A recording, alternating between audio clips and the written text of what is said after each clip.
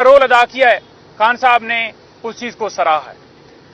Number 3، جو اس وقت ملک کے اندر صورتحال ہے، جو ظلم و جبر ہے، جو یہاں پر معاشی طور پر بدحالی ہے، جو مہنگائی ہے، جو بے روزگاری ہے، انہوں نے کہا کہ باہر سے انویسٹمنٹ اس وقت تک نہیں آتی جب وہ دیکھتے ہیں کہ وہاں پر جو بات کریں انویسٹمنٹ کی، ان کی ساری جائیدادیں باہر ہیں، اور جب گورنمنٹ لیجیٹیمیٹ نہیں ہوگی تو آپ کی انویسٹمنٹ نہیں آ سکتی۔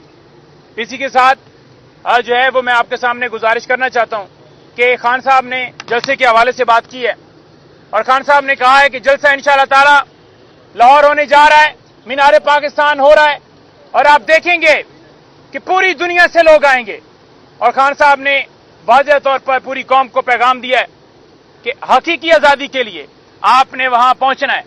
اس جلسے میں ہمارا جو سب سے مین کاز ہوگا وہ یہ ہوگا کہ عدلیہ کی آزادی، رول آف لا، آئین کی بالادستی جو آج انٹرفیرنس کی جا رہی ہے، پارلیمنٹ کے نیچے جو ہے عدلیہ کو لے کر آنا چاہتے ہیں۔ بیسیکلی یہ چاہتے ہیں کہ نواز شریف، زرداری اور ان کے مطابق ججز لگائے جائیں، ان کے مطابق سارا ملک چلے، سویلین کا ملٹری ٹرائل آسانی سے، اگر کوئی بات یہ شکایت کر دینا کہ وہ بندہ کہہ رہا ہے کہ آپ جو ہے آپ کے بارے میں یا کسی ادارے کے بارے میں بات کر رہا ہے، اس کمپلینٹ کے اوپر بھی اس بندے کو اٹھا کے ملٹری اس کا ٹرائل شروع کر دیا جائے۔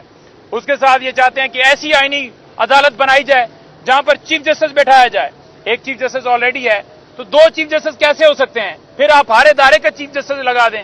تو میں یہ کہنا چاہتا ہوں کہ یہ آئینی ترمیم کر کے چھوٹی چھوٹی چیزیں یہ کر دو، وہ کر دو، 199 جو ہے وہ ختم کر دو، فنڈامنٹل رائٹس جو ہے اس کے اوپر کوئی بات نہ کرے۔ کوئی اگر جج اس کو کہے کہ اس بندے کو پروڈیوس کروانا ہے تو اسے اٹھا کر بلوچستان ٹرانسفر کر دو۔ تو یہ ساری چیزیں میرا خیال میں اتنی پیچیدگی میں جانے کا فائدہ ہی نہیں ہے۔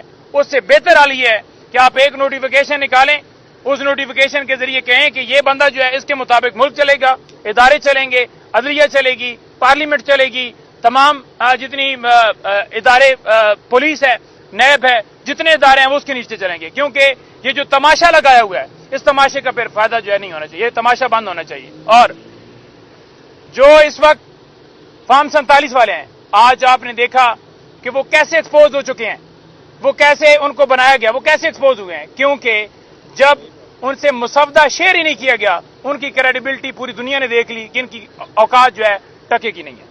Thank you. کیا حال ہے؟